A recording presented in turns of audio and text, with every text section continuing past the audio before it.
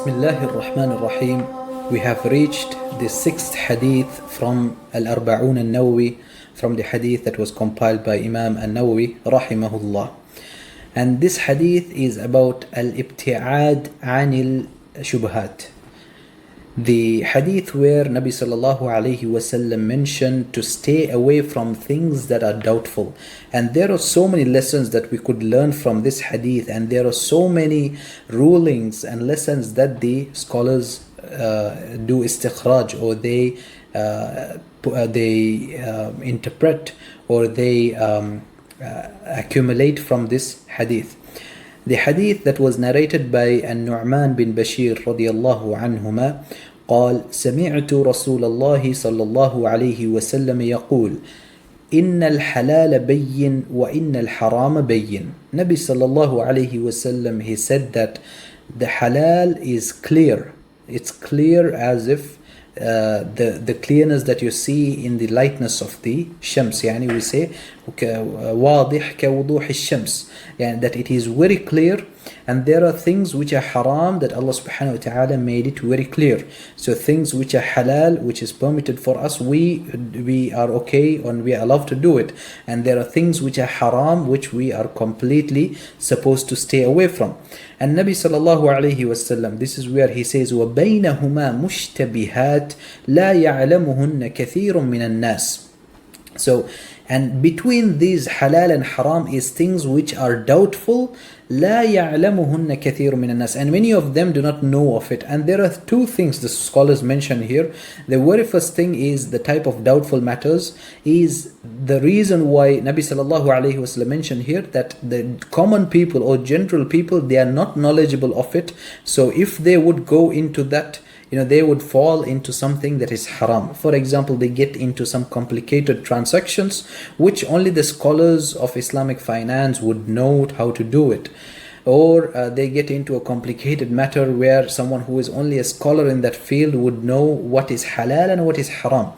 So in this place, the first type is things that are doubtful because someone does not have knowledge in that specific thing. And second one is where things that are doubtful because not only the knowledge but the thing itself in itself is doubtful. For example, Bitcoin, when it initially came, the scholars themselves, they were doubtful of things. Would countries adopt it? Would it be equivalent to the currency, or could we equate it to gold? Could we really use it as a currency? So these were things which was not clear. Even the things that you see around, the facts that you see around, even the countries took time, economies take time. So in fact, in reality, it is not clear, it's doubtful. So these are again things that come under mushtabihat. And what did Nabi sallallahu alayhi wasallam say about الشبهات or mushtabihat, things that are doubtful? He said, فَمَنِ اتَّقَى الشُّبْهَاتِ فَقَدْ اسْتَبْرَأَ لِدِينِهِ وَعِرْضِهِ وَمَنْ وَقَعَ فِي الشُّبْهَاتِ وَقَعَ فِي الْحَرَامِ.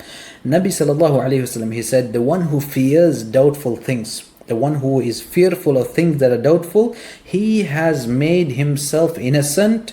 لِدِينِهِ وَعِرْضِهِ, yani he has made himself innocent in his religion, that is to Allah subhanahu wa ta'ala. He has made himself innocent, and he had shown Allah subhanahu wa ta'ala that he is innocent. And وَعِرْضِهِ, in his honor, that is to the people, also to the people, he had shown that he is innocent. And Nabi sallallahu alayhi wasallam, he mentioned, وَمَنْ وَقَعَ فِي الشُّبْهَاتِ وَقَعَ فِي الْحَرَامِ. He said the one who has fallen into doubtful matters, he has fallen into things that are haram. And he gives an example. كَالرَّاعِ يَرْعَى حَوْلَ الْحِمَى يُوشِكُ أَنْ يَرْتَعَ فِيهِ.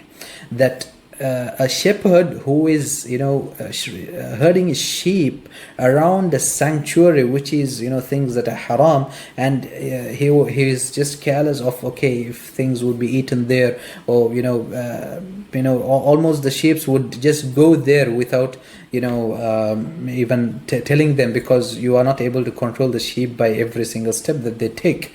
So likewise are the things when it comes to our daily matters, whether it be in terms of financial transactions, whether it's about money that we put in the bank, or whether it's about money that we put in investments or in houses that we buy, or whether it comes to things that we eat. what is the source of this food if we are living in a non-Muslim country. Likewise, there are so many things which are from the Shubhat, and for the Muslims, for the mu'mins, it is that they and Allah subhanahu wa ta'ala has obligated that they stay away from things that are doubtful, because Nabi sallallahu alayhi wasallam, he has mentioned, وَمَنْ وَقَعَ فِي الشُّبْهَاتِ وَقَعَ فِي الْحَرَامِ, the one who has fallen into doubtful things has fallen into haram. And Nabi sallallahu alayhi wasallam, he mentions a very important example. He says, أَلَا وَإِنَّ لِكُلِّ مَلِكٍ حِمَى أَلَا وَإِنَّ حِمَى اللَّهِ مَحَارِمُهُ أَلَا وَإِنَّ فِي الْجَسَدِ مُضْغَةً إِذَا صَلَحَتْ صَلَحَ الْجَسَدُ كُلُّهُ وَإِذَا فَسَدَتْ فَسَدَ الْجَسَدُ كُلُّهُ أَلَا وَهِيَ الْقَلْبُ. رواه البخاري ومسلم. And this hadith is narrated in both in Bukhari and Muslim. And he mentions that, is there no, the way you see that there is sanctuary for the kings, right, where they have their sanctuary and they be very careful of their sanctuary. Allah subhanahu wa ta'ala has His sanctuary, and His sanctuary, the limits of those sanctuaries are the things which Allah had maharimuh, the things that Allah had prohibited. And Allah wants the mu'mins to stay within that sanctuary, not even to look out of that sanctuary. And Allah subhanahu wa ta'ala has mentioned this clearly in the Quran. تِلْكَ حُدُودُ اللَّهِ فَلَا تَقْرَبُوهَا. This is the limit of Allah, and do not transgress it. Nabi sallallahu alayhi wasallam, he said, أَلَا وَإِنَّ فِي الْجَسَدِ مُضْغَةً. Isn't there a part of flesh in the body where إِذَا صَلَحَتْ صَلَحَ الْجَسَدُ كُلُّهُ, that if that becomes correct, the whole of body has become correct, and the whole of body has become good. And وَإِذَا فَسَدَتْ فَسَدَ الْجَسَدُ كُلُّهُ, if that part becomes diseased, the whole of the body becomes diseased. And Nabi sallallahu alayhi wasallam, he said, أَلَا وَهِيَ الْقَلْبُ. Truly it is the heart. So that is what matters here. When it comes to things that are doubtful, that are questionable, that comes to things in our personal life, and that is where it shows in our heart. The taqwa is from the heart. When we fear Allah subhanahu wa ta'ala in our heart very clearly, it is going to be correct. The whole of body is going to stay away from haram. The whole of the body is going to stay away from things that are haram, and Allah is going to keep us in halal. And we ask Allah subhanahu wa ta'ala that He makes the halal enough for us, and He makes us far away from haram. Allahumma kfina bihalalik wa aghnina an haramik. And here Nabi sallallahu alayhi wasallam, he mentioned something that is extremely important about the point of heart. Hassan al-Basri rahimahullah, he mentions in one of the books that during the time of Tabi'een and the Sahabas, there used to be people that they used to leave so much things from halal, even from halal, because they fear that they would go and fall into things that are doubtful. So imagine halal to be a circle, and then you have the doubtful matters, a circle outside it, and the things that are haram are the things that is outside the doubtful circle.